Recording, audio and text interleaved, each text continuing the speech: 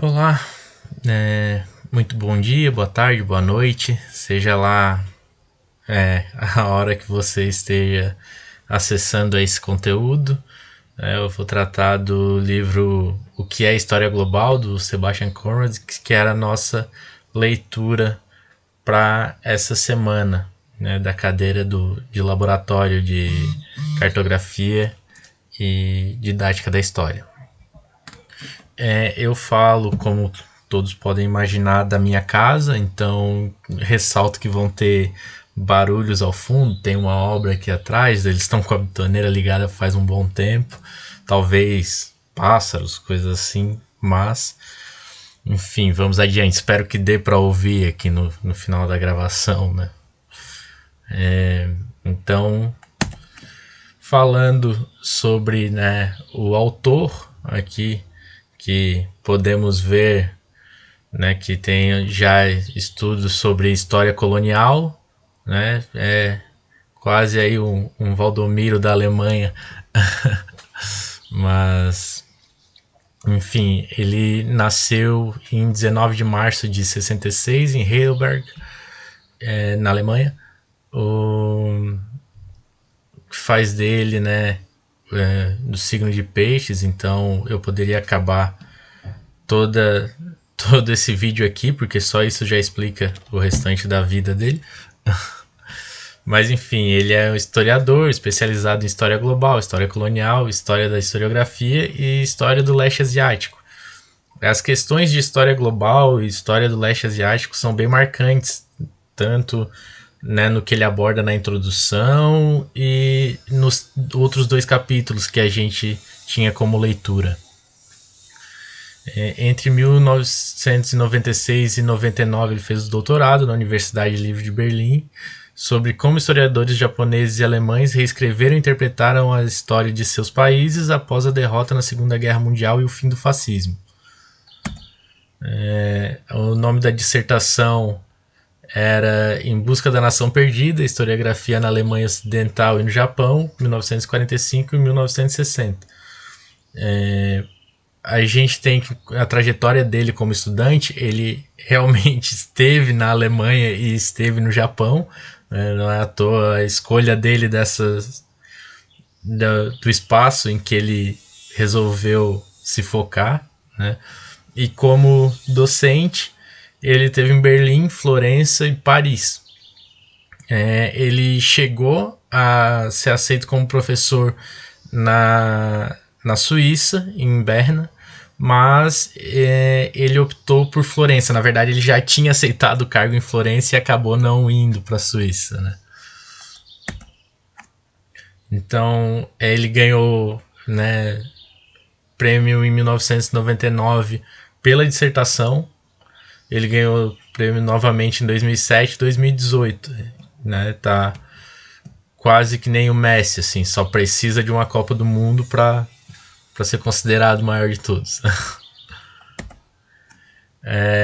Partindo, então, saindo do foco mais da vida do autor e partindo para a introdução, que a gente deveria ter lido, né?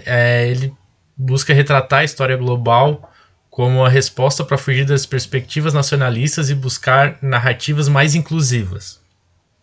Tentar fugir de toda essa caixa, né, do Estado-nação e do surgimento da história como disciplina na época moderna, atendendo essas necessidades da formação de uma consciência nacional e a exclusão que ela faz para tentar reforçar as fronteiras dos Estados-nação e, enfim, todas essas questões que a gente já dialoga muito nas cadeiras, né?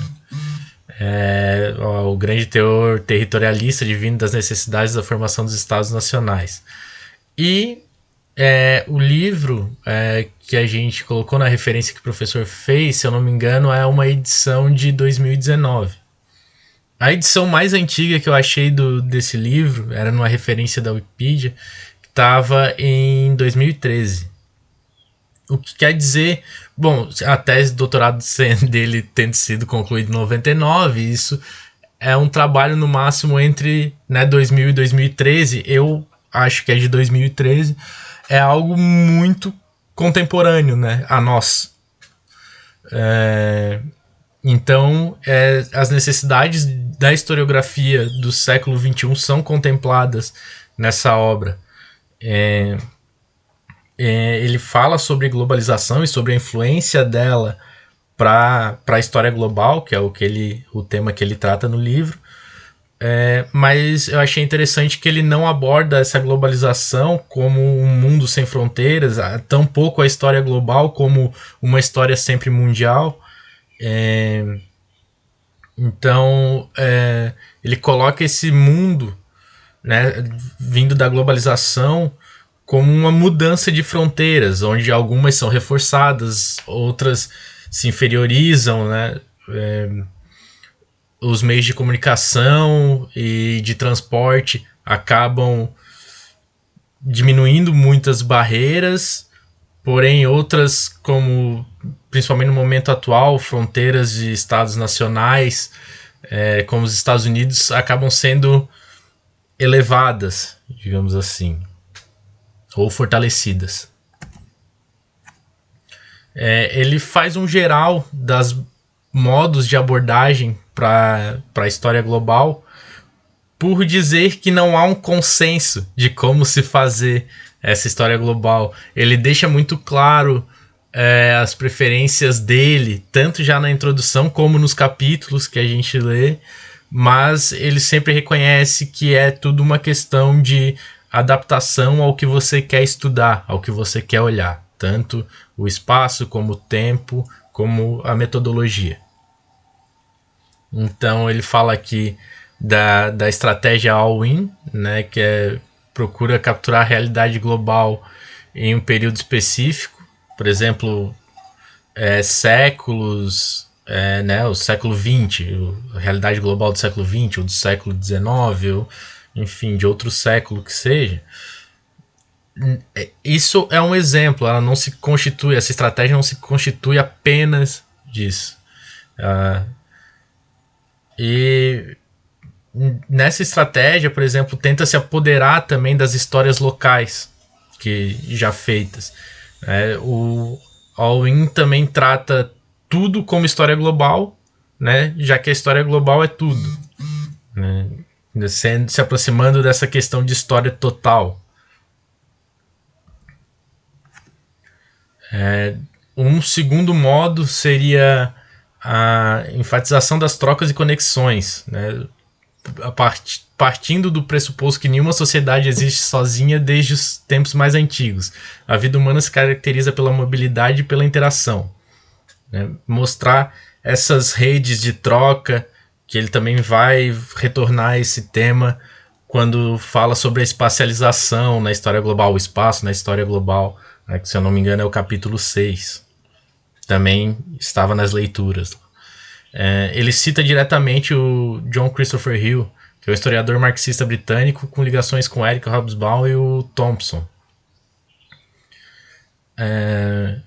E logo após isso, ainda na introdução, ele faz uma afirmação. As questões mais interessantes nascem frequentemente da intersecção entre os processos globais e suas manifestações locais, indo de encontro a muito do que o Thompson diz, né, da fuga do estruturalismo, de aproveitar a experiência dos sujeitos históricos. Então, aqui ele já se posiciona, né, dentro dessas discussões entre abordagens mais estruturalistas e história social, a própria microhistória. Na introdução a gente já vê esse posicionamento dele, que vai se repetir algumas vezes durante os capítulos que estão por vir. Então, traçando como objetivos, o objetivo não é escrever a história geral do planeta, mas de espaços definidos levando em conta a existência de conexões e condições estruturais ao nível global. Se faz importante não perder de vista atores históricos que não se encontram integrados em extensas redes globais, nessa ideia bem da história social, ali problematizando, né, as abordagens estruturalistas que a gente observou perpassar o texto todo. A abordagem do espaço na história global dada por ele vem de encontro, né, descende, segundo ele, não talvez em linha reta, já que ele problematiza tanto essas questões de sincronicidade e linearidade. Então, dizer que descende em linha reta seria quase um pecado para com o autor, mas elas têm um quê, digamos, da problemática que a microhistória levou para as abordagens estruturalistas e tudo que ele já deixou sutilmente indicado, ou nem tão sutilmente assim, na introdução. A intenção de libertar-se das unidades espaciais estabelecidas, seja o Estado-nação, seja a questão de império, talvez até mesmo o capitalismo como unidade de análise que é muito utilizado, estratégias para repensar o espaço global, construção de novas regiões transnacionais, o paradigma do rastreamento, o pensamento em redes e a microhistória do global. Todos esses são métodos que ele vai apresentando durante o capítulo para se conseguir trabalhar a história de uma maneira global. Mares e oceanos não como barreiras, mas como meios para estabelecer e modelar contatos. A gente sempre vê, quer dizer, geralmente vê nas cadeiras de antiga o Mediterrâneo fazendo essa função, né, de servir de um modo de locomoção para que as culturas ao redor dele interajam. O próprio Atlântico, quando a gente fala no espaço atlântico e no comércio atlântico, esse espaço de interação entre diversos atores. Aqui seria toda aquela questão de comércio triangular que a gente trata, vinda, né, de trabalhos consagrados como o Eric Williams, de Novaes. Então, analisando muito o fluxo de mercadorias, né, pois se tratam de abordagens mais estruturalistas, tanto o Eric Williams como o Novaes, mas já utilizam esse contexto de grande região e, fazendo uma ressalva, esses autores não estavam distantes, né, de conhecer que havia essa troca de culturas e atores de diversas personagens. Porém, para o que eles decidiram analisar, foi a melhor maneira em que eles se encontraram. E isso vem de encontro a tudo que o Conrad diz também, que é você conseguir ajustar a sua unidade de análise, tanto em tempo quanto em espaço, para aquilo que você quer mostrar, né? Para ganhar eficácia na sua narrativa. Então, isso só ilustra o espaço, né, atlântico como um contexto na história global. As importantes rotas comerciais terrestres, no caso como a Rota da Seda, eu acho que ele cita mesmo esse exemplo da Rota da Seda no capítulo, ou a história global do trabalho. Então, a Rota da Seda ela também vai poder ser analisada depois sobre um contexto de redes, que a gente vai ver as redes humanas dando forma às interações do passado. É interessante que, embora ele admita que seja um conceito vago, essa questão de rede, de qual a densidade de pontos nodais precisa para se ser uma rede ou não, é algo muito novo e ainda não totalmente especificado. Mas as redes elas vão acabar tendo impactos sobre quem está atuando diretamente nelas e também sobre quem é periférico a elas.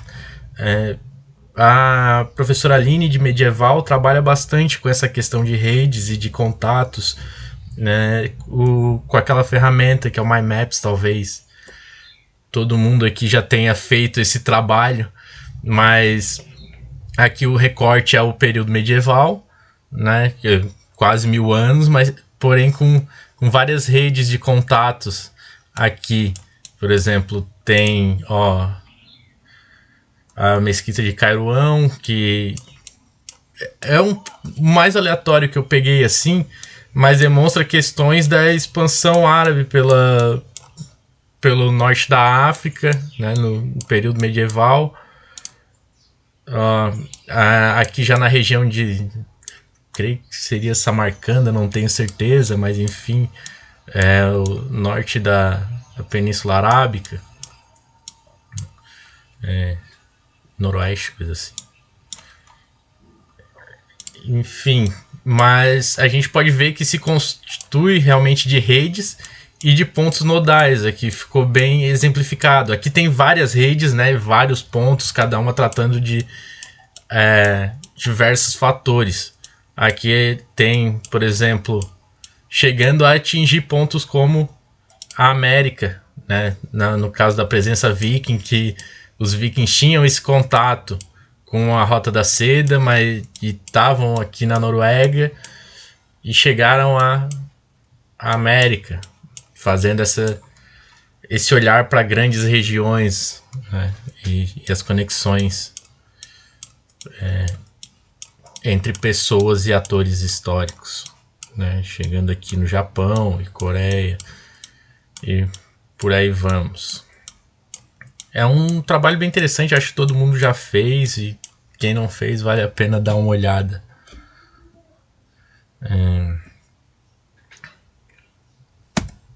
Então,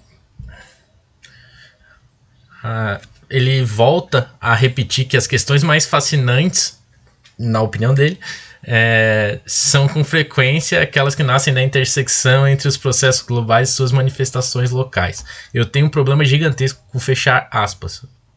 Esqueci. Aqui eu escolhi uma fonte que eu trabalho, que é sobre lavradores no século XVIII, na América Portuguesa, onde a pessoa descreve que tinha, embora lavradores, ela tinha casas na cidade do Rio de Janeiro, porém, e que de ouro ou prata, aqui no quadrado em que eu coloquei, e que de ouro ou prata não tinha coisa alguma, por ter levado o francês que quando invadiu a cidade, levando-lhe outros móveis e tudo que tinha de seu.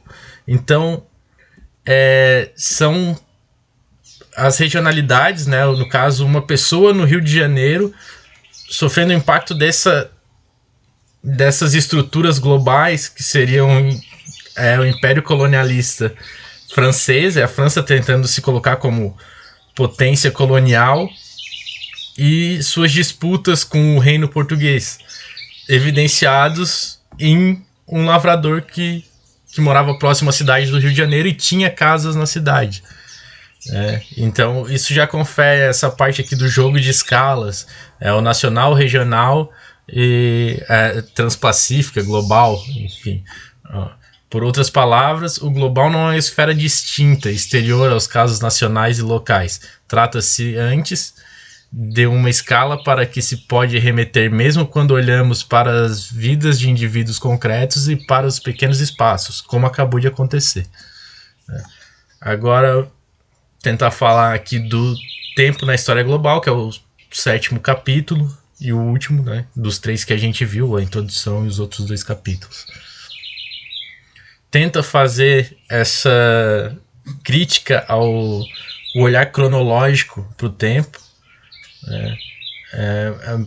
Ele observa que a maior parte dos estudos conseguem ganhos ao considerar conjuntamente diferentes escalas temporais. E diz que o processo de provincialização da Europa ele está em um andamento acelerado, mas fala sobre a provincialização também do período moderno, né, e das suas concepções de tempo e essas questões. Aqui, contra visões deterministas do passado, na verdade visões deterministas do futuro, olhando-se o passado, contra visões deterministas do passado também, olhando como se ele não pudesse ter sido outra coisa, mas isso acarreta questões de determinismo sobre o futuro também, achar que as coisas serão de um jeito e que isso já está dito, que não há nada em disputa nem no tempo presente, assim como não teve no tempo passado. E é uma crítica que ele faz à questão da história grande, né, que remete a muitos séculos anteriores ao momento contemporâneo, quando tem essa visão, né, de determinismo. Ele vai falar dos andames temporais e da metáfora das camadas, né, de tempo.